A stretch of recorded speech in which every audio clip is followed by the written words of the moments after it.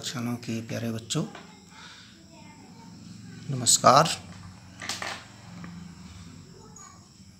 आपको पता है कि हम पाठ 7 त्रिभुज पढ़ रहे हैं, जिसमें प्रश्नावली 7.1 हम अभी तक कर रहे हैं। इसमें प्रश्न नंबर 1 से 5 तक हमारे क्लियर हो गए हैं। अब हमारे प्रश्न नंबर 6 अब हम करेंगे। प्रश्न नंबर 6 है आकृति 7.21 में AC बराबर AE, AB बराबर AD और कोण BAD बराबर EAC दर्शाइए कि BC बराबर D। इसमें देखिए दिया क्या है,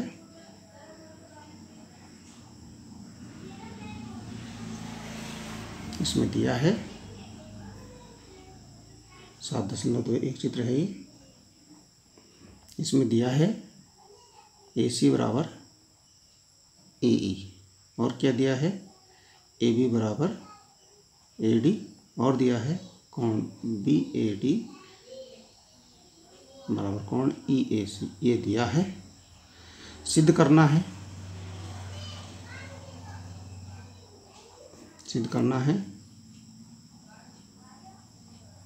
BC बराबर DE, ये सिद्ध करना है। अब हम जो सिद्ध करते हैं वो सर्वांगसम त्रिभुज का काम करें तो सर्वांगसम त्रिभुज को ही सिद्ध करते हैं पहले, उसके बाद ये अपने आप ही बराबर हो जाएगा जब सर्वांगसम हो जाएंगे त्रिभुज। अब यह चित्र को थोड़ा समझ लीजिए, चित्र क्या है,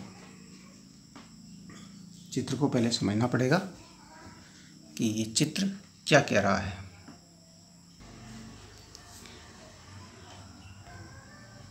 इस चित्र में दो त्रिभुज हैं, देखिए कैसे कैसे। एक त्रिभुज है ABC, ABC एक त्रिभुज है, अलग अलग बना लीजिए इनको। एक त्रिभुज है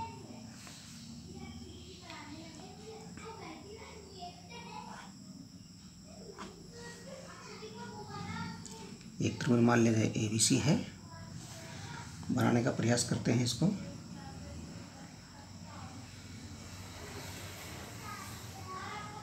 ये आपका त्रिभुज है ABC, ABC, ठीक है। ये आपका त्रिभुज है ABC और दूसरा त्रिभुज थोड़ा सा इन्होंने तिरछा करके बनाया है।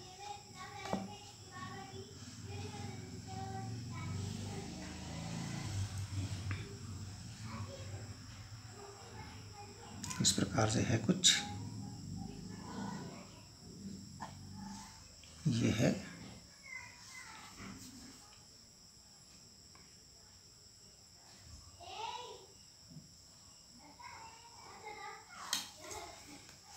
एक त्रिभुज आपका, ये है एक त्रिभुज आपका, ये है आपका ADE, ये त्रिभुज है। देखो ABC ये वाला और ADE ये वाला। अब इसकी जो भुजा है AC बराबर AE, AC बराबर AE, AB बराबर AD, AB बराबर AD, ये दी गई हैं।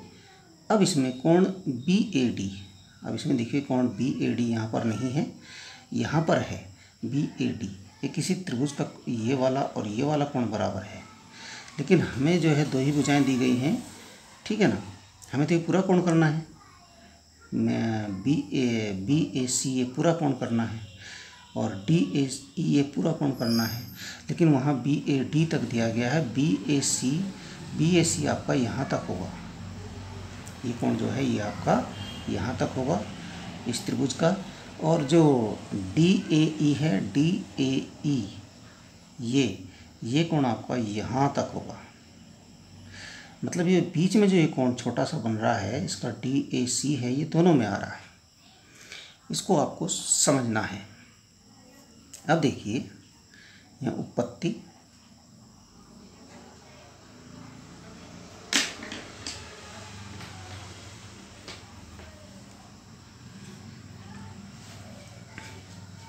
त्रिभुज ABC और त्रिभुज ADE में देखिए,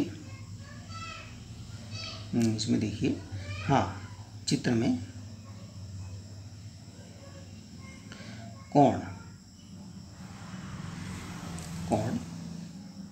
BAD बराबर कोण ई ए सी ये क्या है, दिया है। अब ये जो ये बी ए डी तो यहाँ तक है, ये यहाँ तक है बी ए डी यहाँ तक है और ई ए सी यहाँ तक है। ये बीच का हिस्सा बचा हुआ है, ठीक है। तो इस बीच के हिस्से को दोनों तरफ जोड़ देते हैं। ये बीच के हिस्से को क्या बोलेंगे, इस कोण को, इसका नाम क्या होगा, डी ए सी, कोण डी ए सी है ये। तो दोनों पक्षों में कोण डी ए सी जोड़ने पर, अब कोण बी ए डी है प्लस कोण डी ए सी है, दूसरी तरफ कोण ई ए सी है प्लस कोण डी ए सी है। अब देखिए बी ए डी और डी ए सी, कोण बी ए डी और डी ए सी, इसको मिला के ये बी ए डी यहाँ तक है और डी ए सी यहाँ तक है, इसको मिला के पूरा बन गया। इसका हो गया कोण नाम कोण बी ए सी, कोण बी ए सी, कोण ई ए सी और डी ए सी, कोण ई ए सी और कोण डी ए सी, इसको मिलाया हमने, ई ए सी यहाँ तक है, डी ए सी यहाँ तक है, इसको मिला दिया तो ये पूरा बन गया यहाँ तक। ये हो गया कोण ई ए सी, ई ए डी, सॉरी, कोण ई ए डी तक पहुँच गया। कोण ये पूरा हो गया आपका ई ए डी ए ई, कोण डी, ये वाला कोण डी ए ई, यानी ये कोण और ये कोण हम बराबर सिद्ध कर दिया हमने। अब देखिए ये चित्र को देखकर ये हमारे समझ में आया। ये जो हमने बी ए डी और डी ए सी लिखा कोण बी ए सी के बराबर और ई ए सी और डी ए सी कोण डी ए ई के बराबर लिखा, ये चित्र को देखकर समझ में आया। अब देखिए त्रिभुज किसमें, त्रिभुज कौन सा, ए बी सी, व त्रिभुज ए डी ई में, ए डी ई में। इसमें देखिए ए सी बराबर ए ई, ये आपका दिया है, और कोण बी ए सी बराबर कोण डी ए ई, ये पॉइंट नंबर 1, ये पॉइंट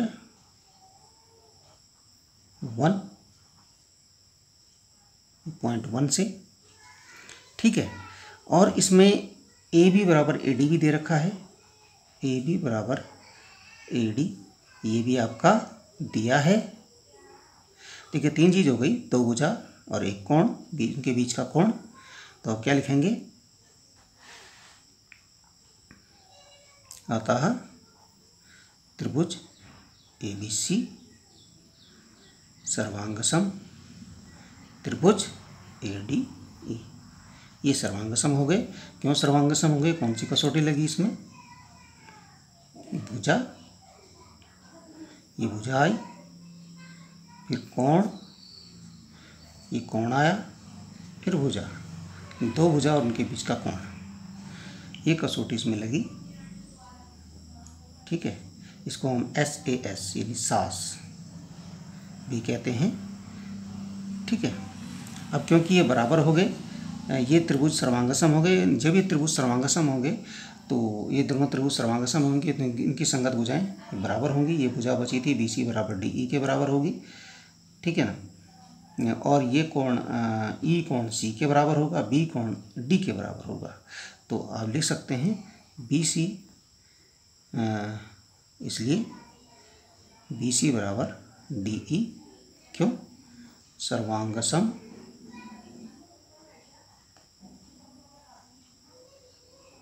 त्रिभुजों की संगत भुजाएं। बस ये आपका प्रूफ हो गया। आप लिखेंगे हेंस प्रूव्ड। वेरी सिंपल, समझ में आ गया होगा आपके। अगर कोई समस्या होगी तो फिर से पूछना।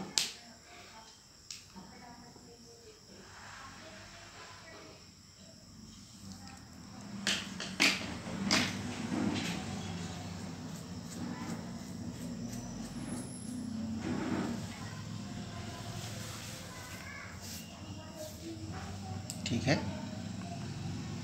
ये आप DAC आपका ये है इसमें, और BAD आपका ये था। DAC हमने दोनों पक्षों में जोड़ा था, इस DAC बीच वाले को ध्यान रखना, हो सके उस समय आपका चित्र सामने ना हो। BAD प्लस DAC, ये BAC बन गया, और EAC प्लस DAC आपका EAD बन गया। ठीक है ना, जो यहाँ पर बनाया हमने। ठीक है, धन्यवाद।